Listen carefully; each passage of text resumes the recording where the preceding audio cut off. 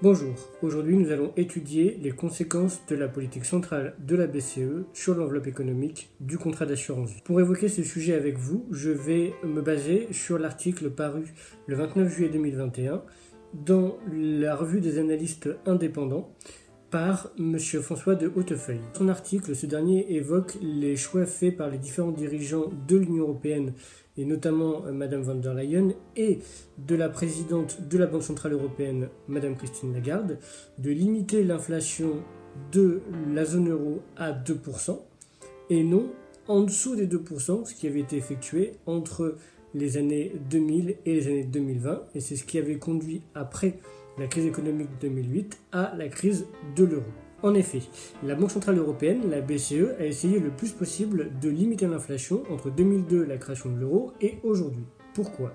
Tout simplement parce qu'il y a eu un lien qui a été effectué entre la crise de 29 et la montée de l'inflation qui a été non contrôlée, et le montée des nationalismes, notamment ce qui a donné en fait le nazisme dans l'Allemagne d'entre-deux-guerres. Pour éviter ce retour du nationalisme, eh bien on a limité l'inflation.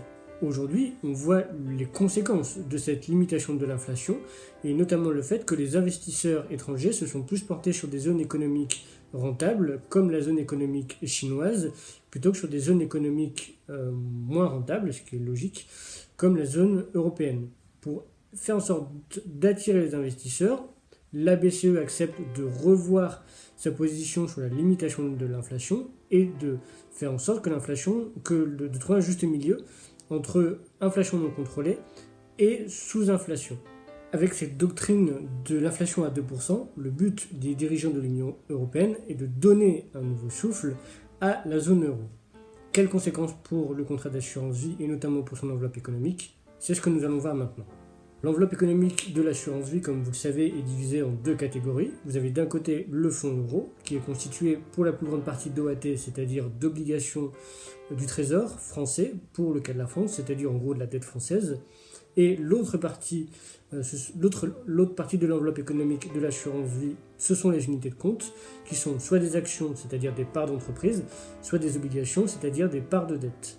Eh bien, avec cette nouvelle politique, de l'Union européenne, et notamment de la Banque centrale, c'est-à-dire une inflation aux environs de 2%, le but, c'est de relancer l'investissement, c'est-à-dire de faire en sorte que les actions gonflent, et donc d'avoir une meilleure rémunération sur les actions, ce qui aura pour conséquence en fait de créer une distorsion entre la rentabilité économique des actions et par exemple des actions qui sont des actifs plus risqués et vis-à-vis d'autres en fait, types de produits économiques présents sur l'assurance vie comme les obligations, mais surtout en fait les fonds euros qui sont dans le viseur de l'Union européenne, de faire en sorte d'inciter les Français à investir massivement dans les actions plus que dans le fonds euro. Et donc si la stratégie de la Banque Centrale Européenne de miser sur une inflation à 2% et donc d'augmenter l'inflation actuelle se traduit comme elle le souhaite, on aura en fait des actions qui vont prendre plus de valeur et donc qui seront plus incitatives à la souscription d'un contrat d'assurance vie, ou alors en tout cas tout simplement si vous souhaitez investir via vos versements libres ou via vos versements programmés, investir dans les actions. Donc en fait les conséquences de cette nouvelle doctrine de la BCE, c'est probablement en fait un investissement massif des Français vers les actions. Maintenant, est-ce que cette politique marchera ? Wait and see. Tout simplement.